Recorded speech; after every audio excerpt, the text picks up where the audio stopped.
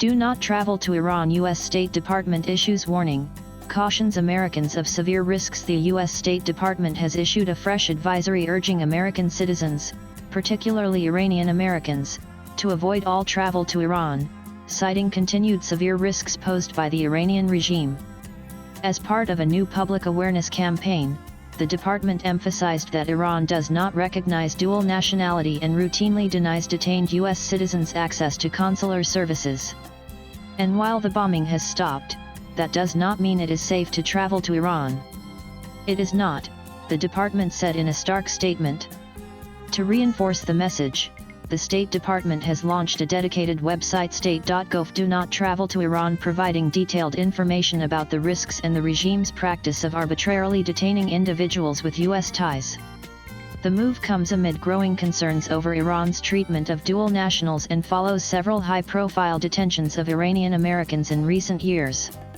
The U.S. State Department's latest travel advisory comes amid heightened geopolitical tensions, following a dramatic escalation in hostilities between Israel and Iran and subsequent military action by the United States.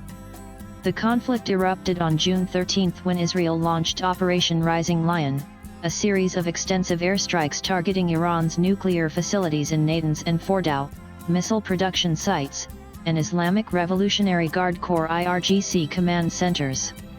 Reports suggest that several high-ranking IRGC officials and nuclear scientists were killed during the operation. Days later, on June 22, the U.S. followed with its own offensive Operation Midnight Hammer targeting Iranian nuclear infrastructure and military installations. Iran responded with missile attacks against Israel and retaliatory strikes on a U.S. military airbase in Qatar.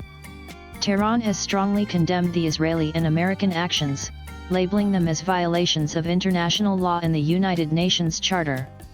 Despite the rapid escalation, diplomatic efforts appear to be underway. U.S. President Donald Trump earlier this week expressed cautious optimism, stating that both Washington and Tehran want to avoid further military conflict. Speaking alongside Israeli Prime Minister Benjamin Netanyahu at the White House, Trump said, "I hope we're not going to have to do that. They want to meet, they want to work something out." Swipe left for next video. Trump indicated that preliminary talks had been scheduled with Iran, adding, "We have scheduled Iran talks. They want to talk. They took a big drubbing, I think, when we hit the 3 sites." Meanwhile, Iranian President Masoud Pezeshkian also struck a conciliatory tone, suggesting that dialogue with the U.S. is possible, though rebuilding trust would be challenging due to recent attacks. His comments, reported by Al Jazeera, underline a tentative willingness by both sides to de-escalate through diplomacy rather than further military engagement. Latest blogs.